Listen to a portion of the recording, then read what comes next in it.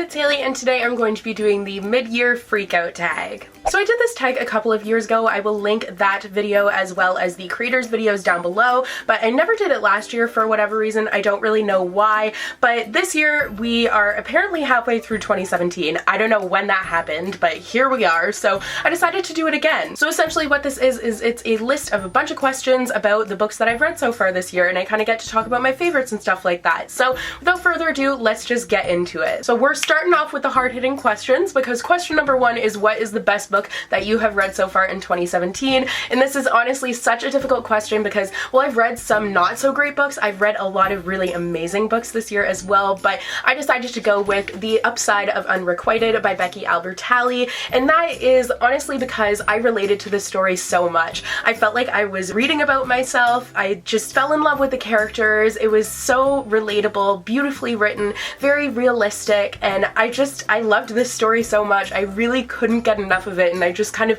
devoured the entire thing. Question number two is the best sequel that you have read in 2017, and this was a very easy question for me to answer because honestly, only one book came to mind, and that was Crooked Kingdom by Leigh Bardugo, the sequel to Six of Crows. I didn't read this book when it came out in 2016. I saved it for the beginning of 2017 because I really wanted to take my time with it and immerse myself in the world and just enjoy it, and I'm so glad I did that because I just fell right into this book. It felt like I was alongside these characters just for every fight, for every hug, for every cry. It was just honestly amazing. I had so many feelings about it. It was an incredible reading experience, one of the best reading experiences I've ever had, and I honestly just loved it so much. I felt like it was just such a vivid story, and I really feel like I was alongside these characters. I can't even really begin to describe it, but it was amazing. Like, Six of Crows was so good, but this was like so good. So I'm just, ooh, I love this book so much. Question number three is a sequel that came out this year that you haven't read yet, but you really want to, and this, once again, really easy one, Akawar by Sarah J. Maas. I have not read A Court of Wings and Broom yet, which is the conclusion to the original trilogy for A Court of Thorns and Roses. I believe the next books are companions. I honestly don't really know. I'm just going with it. I mean, I don't even really need to know because I'm just gonna buy it anyways, but I have not read this yet, and I'm really sad about it because I really want to, but it's kind of a situation like Crooked Kingdom. I've been so busy lately, and this came out right before I left for Europe, so I didn't have time to read it. Like, it literally came out the day that I left, and I knew I was going to be busy in Europe, so I didn't want to read it then, and now it's just been crazy, so after this next week, things are going to settle down, and I will finally be able to sit down with this and really enjoy it. I know it's going to take me forever to read, but I feel like I will probably really enjoy it. Please don't spoil me because I know nothing about it. I don't want to know if you liked it or not. I want to go into it not knowing a lot and just dive in and see how it goes for me. So we will see, and I will hopefully be getting to this in the next couple of months. Question number four is your most anticipated releases for the second half of the year. Now, I actually haven't been doing really well with keeping up with what releases are coming out, but I know that there is one that I am very much looking forward to, and that is Language of Thorns by Leigh Bardugo. This is kind of a fairy tale book that goes along with the Grisha universe, and I am so excited about it because I think that the Grisha universe is incredible. It's such an intricately woven world, and I just feel like fairy tales that go along with that world are going to be amazing, especially because I just think Leigh Bardugo would be amazing at writing these fairy tales. And when Miss Peregrine's that world came out with Tales of the Peculiar, that one last year, I loved it, so I'm hoping that I will love this one as well. I've seen samplers of it and they look beautiful, so I just cannot wait for this book to come out. Question number five is your biggest disappointment, and I actually have two for this one, unfortunately, but I couldn't decide between the two, so I just decided to talk about both of them. So the first one is 13 Little Blue Envelopes by Maureen Johnson. I read this because it's about a backpacking trip across Europe, and I wanted to read it before I left, but I just didn't really like it at all. I didn't feel there was much of a plot. I didn't feel like there was anything really dynamic about the story. The characters weren't dynamic. I don't know, it just didn't really have anything going for it in my opinion, so I ended up just not really liking this one at all, which really sucked because I was looking forward to a good travel book, but oh well, those are kind of hard to find, I'm finding. And my second biggest disappointment of this year is unfortunately Strange the Dreamer by Laini Taylor. This book is so beautiful, especially this UK edition with like all the shininess and the blue edges. It's just so gorgeous, but unfortunately I tried reading this book twice. The first time I couldn't get through it, and the second time I did get through it, but it was just painful. I found it to be so slow. The writing was absolutely beautiful, but I just felt like this whole story was filler and it took so long to actually get going that I just lost interest, and I'm just so sad about it. But I just think Laini Taylor is an author that isn't really for me. We don't mesh that well, which sucks because I think her writing is beautiful, but oh well. Number 6 is the biggest surprise, and for this one I'm going with History Is All You Left Me by Adam Silvera. This one really surprised me how much I loved it because I had read Adam Silvera's debut novel, More Happy Than Not, and I didn't really like it at all. So I thought that the plot of this one sounded like it intrigued me more, but at the same time, knowing how his first novel went for me, I wasn't sure if I would end up liking it, but I ended up loving it so much. This is essentially about two boys, and the one boy, his ex-boyfriend has just died, and the only person that he can find solace in is the new boyfriend, who is the other boy. I explained that terribly, but you kind of understand, and I'm sure you've heard me say the synopsis before, but I just fell in love with the characters and just their story and how raw the emotions were in this story, and it just blew me away in all honesty, and I can't wait for his next book now, knowing how amazing he is and how amazing this story was. So I'm hoping that I will also have a positive review of his next book. Number 7 is your favorite debut author, and this one was so hard because I have read so many amazing debuts this year, but I decided to go with Angie Thomas, who is the author of The Hate U Give. I think Angie Thomas is just such a welcome voice in the YA world because it's what we need. We need someone who's going to advocate for diversity and tell the stories that other people don't want to hear but need to hear. I think it's an amazing thing to have in the YA world because now young readers are going to be exposed to the real raw reality that they have been ignoring for so long, and I'm just so excited that she is in this community. This book was absolutely fantastic. If you haven't read it yet, go and read it because it is absolutely incredible and so worth the read. So I honestly just can't wait to see what else Angie Thomas is going to do because she is amazing and I am all for her. Number 8 is your newest fictional crush, and honestly I haven't really read a book recently and really in a while where I've read about a boy and I've been like, wow, that is definitely my new crush. Like, I wish you were a real human so I could just date the crap out of you. So I decided to change it to favorite couple this year, and that is Dimple and Rishi. I always say it wrong, Rishi, in When Dimple Met Rishi by Sandhya Menon, and once again, Menon. Once again, I say it wrong. That was a train wreck, like a slow train wreck. It just so slow and so sad. Anyways, I loved the couple in this book. They were so adorable together. Their relationship was the cutest thing in the world to read about, and this book is just a feel-good read because it's just so dang cute. So you need to read it if you haven't yet because it is adorable, and I love Dimple and Rishi. They are the cutest ever. Number 9 is your newest favorite character, and I am going with Fallon from The Valiant by Leslie Livingston.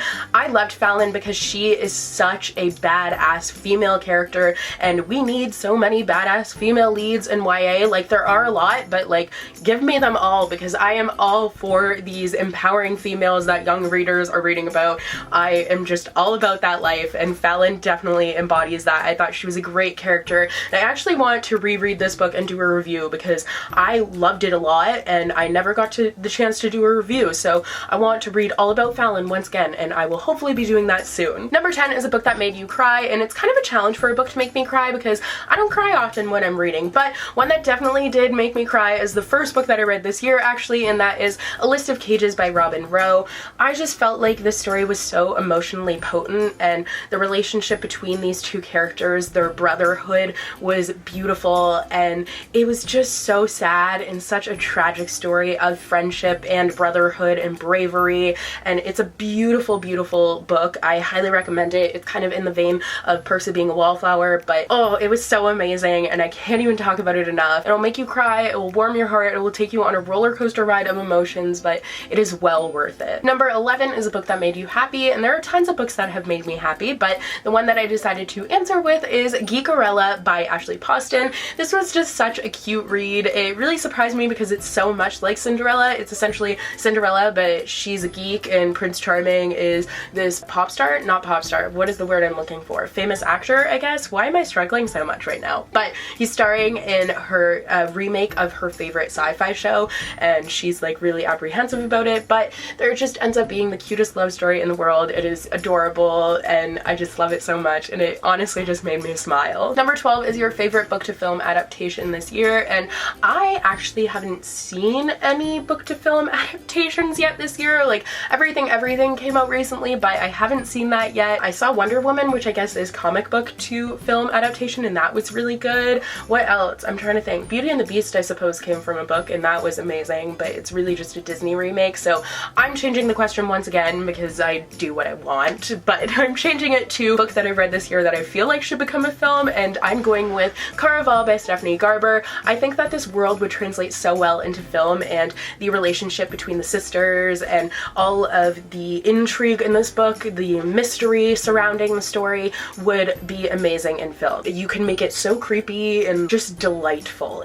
I think it would be great. Number 13 is your favorite video that you've done so far this year, and I honestly don't know. I feel like I've been in kind of a booktube rut lately. I really need to just sit down and kind of brainstorm some video ideas and some new things that I can do on my channel, because the thing with booktube is it's amazing, but it's also kind of limiting because you can only really talk about books. Like, that's what the channel's for, but I kind of want to expand beyond that, but I also don't know what to. I know a lot of people do books or videos about movies and TV shows, but I don't really like movies or TV shows enough to do videos about it. Like, I don't watch it that much. I watch really trashy TV when I'm bored, but I'm kind of considering doing videos about writing because that's kind of what I want to focus on now, is writing my own novel, or I don't really know, like photography is something that I like. I feel like I'm kind of a one-trick pony, and reading is really the only thing that I really enjoy, so I don't know. I'm kind of in a rut with videos, but I guess what the question was, what are my favorite videos that I've done?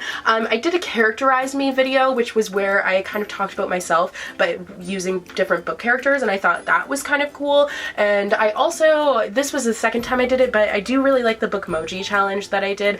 I love doing those videos. I think it's really fun to have you guys involved as you guys are sending me the emojis and then kind of relate it to different books on my bookshelf. So I don't really know, but like I said, I really do want to work on coming up with some new video ideas and doing different things with this channel. So hopefully I will have a shorter answer next year or at the end of the year, and it will be just, all my videos are great. I don't know. I really went off on this question, so let's move on to the next one. Number 14 is the most beautiful book you've gotten this year, and I honestly can't remember if I actually technically bought this book last year. If I did, it was in like December, but I'm pretty sure I bought it in January, but nonetheless, it is The Complete Works of William Shakespeare, Stories from All the Plays, and this is the Usborne Classics edition. Easy for me to say. I really love the Usborne Classics because the illustrations are so beautiful. They are so well made, and I just love them. And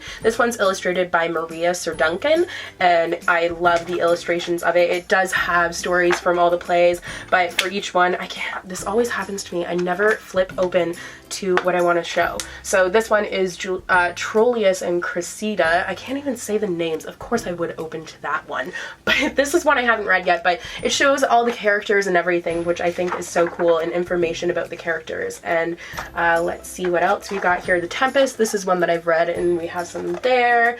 What's one that a bunch of people would have read? Can I find Romeo and Juliet? A Midsummer Night's Dream is my favorite. Wait, I'm struggling a lot. What is my life? Why is this happening to me? Da da da da da da da. Here we go. Romeo and Juliet, the most famous. So there we go. So you can see the illustrations are beautiful. Here's As You Like It. I've actually seen this one at the Globe, but I've also read it. But I saw this performed at the Globe in London. The Two Gentlemen of Verona, which I had to do a project on, and I hate that one. Yeah, so you can see, this is a beautiful book. I've bought myself a lot of beautiful books because I like to treat myself a lot, but this is the one that I decided to go with. And the final question, number 15, is what books do you have to read by the end of the year? And there are so many. So I'm just going to go with the ones that are in my like 2-week/3-week radar. So first we have the book that I'm reading right now, which I did this poorly, but Eliza and Her Monsters by Francesca Zappia. I'm reading this right now. I'm not very far into it, but I'm liking it a lot so far. And then I also, oh, everything's falling. Then I also want to read World Mythology in Bite-Sized Chunks by Mark Daniels. This was in the last Fairy Loot, and I'm all about it because I love mythology and I like to educate myself a lot, and mythology is something that I'm not very well versed in, so I want to be well versed in it. And I also really want to read Windfall by Jennifer E. Smith. I kind of started it, but I wasn't really into it just because I wasn't in the mood for it, so I want to go back to this one. It's about people winning the lottery. It sounds very intriguing. And then I definitely want to read Wonder Woman Warbringer by Leigh Bardugo because I've had an arc of it for months. Like, I feel like I was one of the first people to get an arc. I don't know how that happened to me, but it did, so yay! And I didn't take advantage of that privilege, which I just really need to. I saw the Wonder Woman movie, and it was wonderful. It was amazing. I loved it so much, so I'm very interested to see what Leigh Bardugo will do with the story, and I really want to read it. So there's the mid-year freakout tag. I'm sorry that I became delirious at the end. It is so hot in my room right now. I'm like dying, but it's fine. So yeah, I hope you guys enjoyed this video. Let me know what your favorite book that you have read so far this year is, and yeah, I will see you guys in the next one. Bye!